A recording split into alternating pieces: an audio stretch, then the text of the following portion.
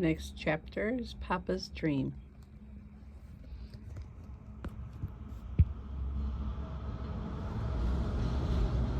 Before darkness could steal the last rosy glow of the dusk, Papa was home from the hospital and carrying Vera into the Roman Revival salon, as if Vera weighed only a feather. Even with a hip-length cast on her left leg and a fresh cast on her left arm too, Papa tenderly deposited Vera onto the purple velvet couch that my mother loved to keep for herself. Vera appeared very happy with the large box of chocolates she had half eaten on her ride home from the hospital. She didn't offer the box to me, though I stood there longing to have just one. And then I saw that Papa had also bought her a new jigsaw puzzle to put together with her good right arm. "It's all right, honey," he said to me. "I brought you chocolates and a puzzle too. But you should be grateful you don't have to fall and break your bones to gain some attention." Immediately, Vera threw away her puzzle and shoved the chocolates from the table to the floor. Now, soothed Papa, picking up the boxes and handing them back to her. "Your puzzle is very large. Audrina's is very small. You have a 2-pound box of candy. Audrina's box weighs only 1 pound. Happy again, Vera smirked my way. "Thank you, Papa." "You're so good to me." She stretched her arms forth, wanting to kiss him to kiss her. I cringed inside, hating her calling him Papa when he wasn't her father, but mine. And I resented the kiss he put on her cheek. Resented, too, that the huge box of candy, that larger puzzle that had the prettier colors than the one Papa gave to me. Unable to bear watching any longer, I wandered away to sit back on the back of the veranda to stare at the moon that was coming up over the dark water. It was a quarter moon, what Papa called a horned moon. I thought I could see the profile of the man in the moon, old and withered looking. The wind through the summer leaves had a lonesome sound, telling me that soon the leaves would die and that winter would come. I hadn't enjoyed summer at all. I had vague memories of happier, hotter summers, and yet I couldn't pull them out to clearly view them. I put a round piece of chocolate in my mouth, even though we had yet to eat dinner. This August seemed more like October. Really, it did. As if he heard me calling, Papa came to sit next to me. He sniffed the wind as he always did, an old habit he'd told me many times left over from his days in the Navy. "Papa, why are the geese flying south when it's summer? I thought they only flew south in late autumn." "I guess geese know more about the weather than we do. They're trying to tell us something." His hand lightly brushed over my hair. I started to put another piece of candy in my mouth when he said, "Don't eat but one of those." His voice was softer when he spoke to me, kinder, as if my sensitivities were eggshell fragile as Vera's bones. "I saw you looking jealous when I kissed Vera. You resented the gifts I gave her. Somebody has to pamper her when she's only suffering. And you know you are the light of my life and the heart of my heart." "You loved the first Audrina better," I choked. "I'm never going to catch her gift, Papa, no matter how many times I rock in that chair. Why do I have to have her gift? Why can't you take me like I am?"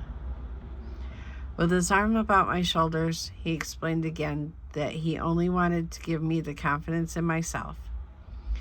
"There's magic to be had in that chair, Audrina. I do love you for what you are. I just want to give you a little extra something that she no longer needs. And if you can use what she used to have, why not? Then your Swiss cheese memory wouldn't have to fill to overflowing, and I would rejoice for you." I didn't believe there was a gift to be gained from that chair. It was all another lie that gave me as much terror as it seemed to give him hope. His voice took on a pleading tone. "I need someone to believe in me wholeheartedly, Audrina. I need from you the trust that she gave me. That's the only gift I want you to recover. Her gift for having faith in me, in yourself. Your mother loves me, I know that. But she doesn't believe in me, not the way that my first Audrina is gone. I'm depending on you to give me what once made me feel clean and wonderful. Need me as she needed me. Trust me as she trusted me. For when you expect only the best, that's what you'll get. That wasn't true, and I yanked away from his embrace. No, Papa, if she expected only the best and was so trusting of you, why did she go into the woods against your orders? Was she expecting the the day she was found dead under the golden rain tree? Who told you that? He asked sharply. I don't know, I cried, until to hear my own words. I didn't even know what a golden rain tree was. His face bowed into my hair as his hand gripped my shoulder so hard it hurt. When he finally found something he could say, he sent him miles and miles away. I like the warm place where those geese were going to. In some ways, you're right. Perhaps your mother and I should have given her more explicit warnings. As it was, we were embarrassed and didn't tell our first Audrina enough. But none of it was her fault. None of what, Papa? Dinner time, sang out Mama, as if she had been listening and knew exactly when to interrupt our conversation. My aunt was already at the round table in the family dining room, glowing as Papa carried Vera into the room. Vera glowered back. The only time my aunt seemed to like her daughter was when she was out of sight. When Papa was around, she could be so cruel to Vera, even I winced. She wasn't as cruel to me. Mostly she treated me with indifference, unless I somehow managed to irritate her, which was often. Papa hugged Vera better before he went to sit at the head of the table. Feeling better, honey? He asked. Yes, Papa, she said with a bright smile. I feel better now. The minute she said that, Papa beamed a broad smile my way, gave me a conspiratorial wink, and I'm sure the Vera saw. She dropped her eyes and stared down at her plate, refusing to pick up her fork and eat. I'm not hungry, she said, when my mother tried to coax her. Eat now, ordered Aunt Elspeth, or you won't eat anything until breakfast. Damien, you should have known better than to give them children candy before dinner. Ellie, you give me a pain in a certain part of my anatomy I won't mention in front of my daughter. Vera will not die of malnutrition. Tomorrow she'll stuff herself as she stuffed herself before her fall. He reached out to squeeze Vera's pale, long fingers. Go on, darling, eat. Show your mother you can hold twice as much as she can. Vera began to cry. How awful of Papa to be so cruel. After dinner, just like Mama did, I ran upstairs, threw myself on my bed, and really bawled. I wanted a simple life with firm ground beneath my feet. All I had was quicksand. I wanted parents who were honest, consistent from day to day, not so changeable I couldn't depend on their love to last for longer than a few minutes. An hour later, the corridor resounded with Papa's heavy tread. He didn't bother to knock, just threw open the door so hard the latch banged on the plastered wall and made another nick. There was a key in the lock, which I never dared to use, fearful he would kick my door down if I did. Papa strode into my room wearing a new suit he had changed into since dinner time, telling me he and Mama were going out. He showered and shaved again. His hair fell in soft waves perfectly molded to his skull. He sat on my bed, caught my hand in his, allowing me to see his square, large nails that were buffed so much they shone. Minutes passed as he just sat there holding my hand, which felt lost in the hugeness of his. The night birds in the trees outside my bedroom window twittered sleepily. The little clock on my night table said 12 o'clock, but it wasn't the real time. I knew he and Mama wouldn't go out at midnight. I heard a boat whistling in the distance and a ship going out to sea. Well, he said at long last, what have I done this time to wound your fragile ego? You don't have to be nice to Vera one minute and nasty to her the next. And I didn't push Vera down the steps. My voice sounded faltering. And this was certainly not the kind of confident speech that would have made anyone believe me. I know you didn't push her, he said somewhat impatiently. You don't have to tell me you didn't, Audrina. Never confess to a crime unless you're accused. In the gloomy dimness, his dark ebony eyes glittered. He frightened me. Your mother and I are going to spend the evening with friends in the city. You don't have to rock in the chair tonight. Just be a good girl and fall to a dreamless sleep. Did he think I could control my dreams? How old am I, Papa? The rocking chair never told me that.